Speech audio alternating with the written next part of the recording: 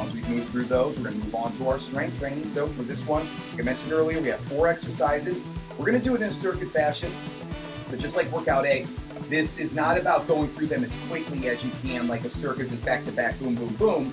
It just means we're going to go through all 4 exercises before we start back with our second and third sets here. So we're going to go for 8 to 10 reps. So then that means that we are looking for a weight that is challenging for 8 reps, possibly that you could do for 9 or 10. But if you can do 9 or 10, then maybe take that weight up a little, make it a little more challenging for yourself so you can keep building up and turning your 8 rep weight into your 10 rep weight by the end of the month as well. So we'll start off with our deadlifts, trap bar, kettlebell. We got Coach Matt here working that trap bar deadlift. Nice flat back, chest up, driving through those heels, squeezing those glutes high at the top. Deep breath in on the way down, pushing the air out as you're driving up. You make sure you're keeping your knees pushed apart here as well. Sometimes people's knees tend to cave in as they're working these, so we want to avoid any of that unnecessary stress here. So you can also do the kettlebell deadlift if you prefer here. So either one is a great exercise to work. The trap bar just helps us pull heavier weight, but if you feel more comfortable or you're just learning, or maybe right now your back's feeling a little tight, you can also work that kettlebell deadlift, and then helps you kind of switch up that weight there as well. You can also do the double kettlebell deadlift if you need to. Don't be afraid to challenge yourself. I will say as well, when it comes to deadlifts, it's better to err on the side of making it just a little bit lighter. But if you, there are any days where you're going to feel really good and you want to challenge yourself, don't be afraid to challenge yourself. Just be smart about it. Listen to your body and see how it's feeling. The second exercise here is our landmine half kneeling single arm overhead press. So squeezing that back glute nice and tight, wall up those abs.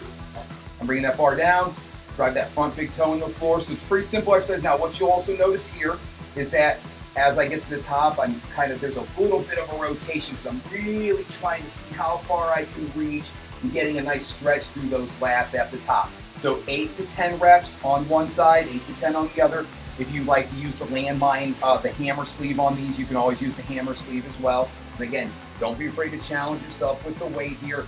The thing about the landmine half kneeling overhead press is you are going to be a little more limited because you're not going to be able to use that lower body at all here. So this can feel a little bit different. But again, if you feel like you can do 10 reps, do those 10 reps and then take the weight up for the next set, okay? The third exercise is our chin-ups. So you know the drill. You can use those bands if you need to, whether you like to cross hang them or top hang them.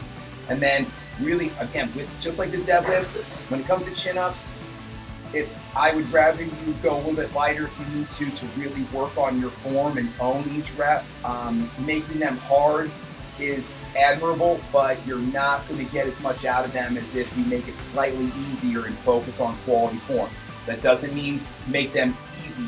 It just means if you're struggling to get that chest to the bar, get a little more assistance there so that you can get that full range of motion. You're going to get stronger faster that way.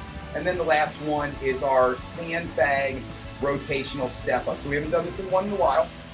And here, this one, so traditional step up in the sense that we're just using that box, we're going to step up, but you'll notice here I'm rotating that bag outside my top leg. So I'm alternating legs here. You can also do the 8 to 10 reps on one leg, then switch, but you're going to rotate outside of that front leg, kind of like you're moving that bag around the knee, driving up, squeeze those glutes. Now here, don't be afraid to challenge yourself with the weight as well.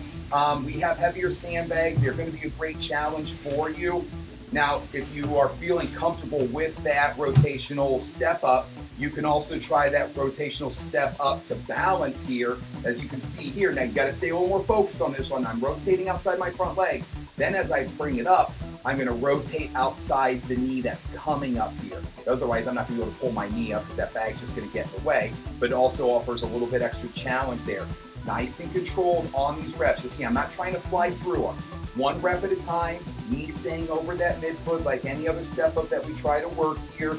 Drive up, and you'll see that adding the rotation in is going to be just tweaking just enough. There's going to be a bit of a challenge there that you might not be used to. Going to that single leg and adding that rotation in is going to be really cool for some of you. It's going to be shocking how much more challenging that can be. Don't let that scare you out of working toward it, but if you are losing your balance, just go to that traditional step up here so that we make sure every rep's a good rep, because again, we want to be challenged for those 8 to 10 reps on each leg. So that's our strength training. The first week we'll probably get at least 2 sets in, possibly a third. Weeks 2, 3, and 4 we'll be moving more efficiently, and we'll get 3 sets in of everything there if you're feeling up to it.